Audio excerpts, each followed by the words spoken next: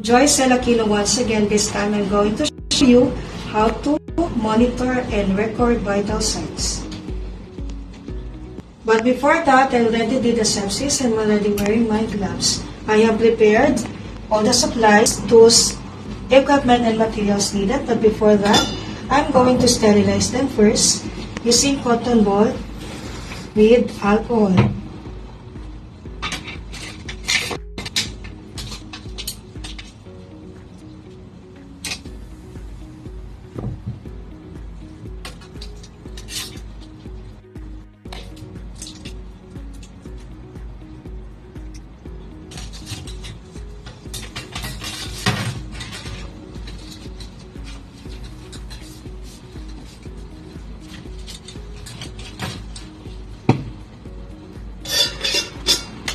Hello, Mom.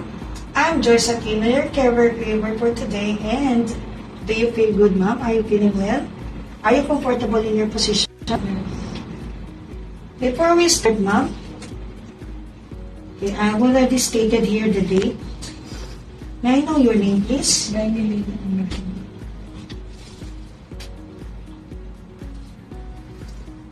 how old are you, Mom? 33.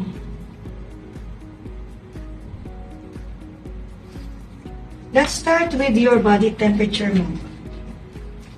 Would you like me to put this under your arm or would you like to do it yourself? Yes, please.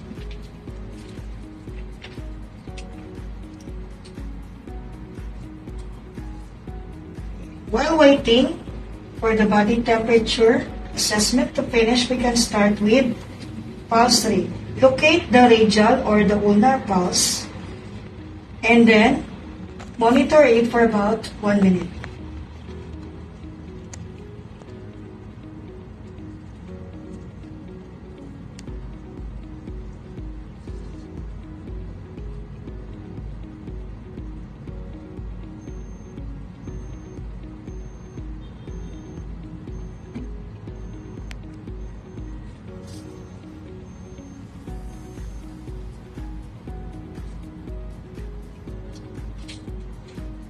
Assuming that 1 minute is already done, I will proceed now to the respiratory rate.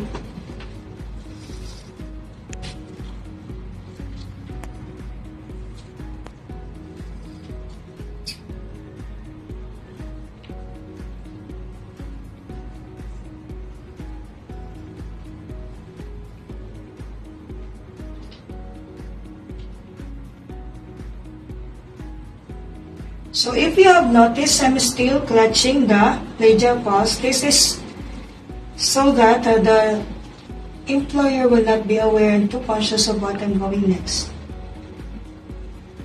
Okay, Grandma, can I have the body temperature, please? Thank you. Okay, your body temperature is 36.5. After using, I'm going to sterilize it again with another cotton ball soaked in alcohol from base to the sensor tip.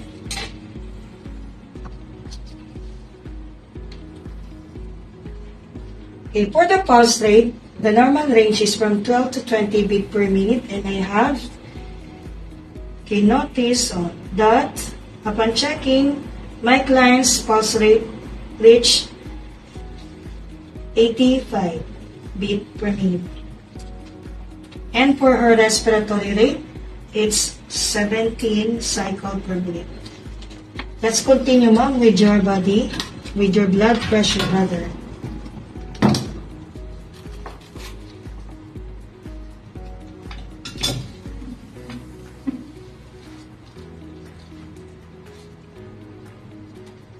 Place the cuff at least 2 fingers away from the antecubital fossa, and it should not be too tight nor too loose.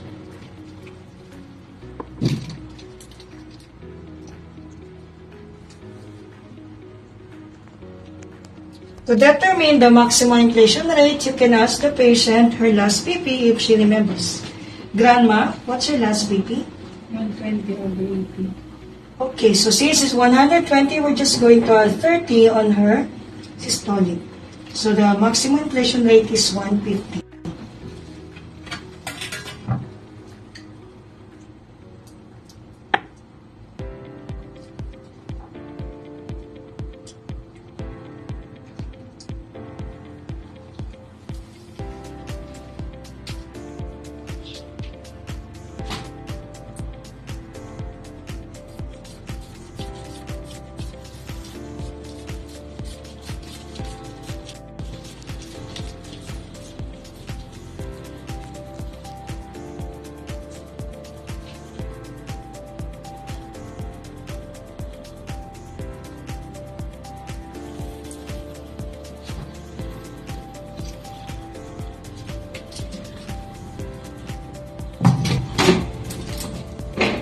We're done, Grandma, and fortunately, your blood pressure is 120/80 millimeter per mercury.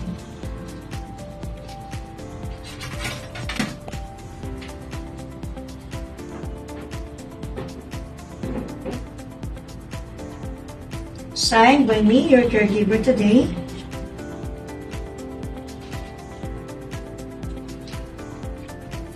And I'm done. I will record this in your care plan. Thank you, Grandma. Please be well. Thanks for watching.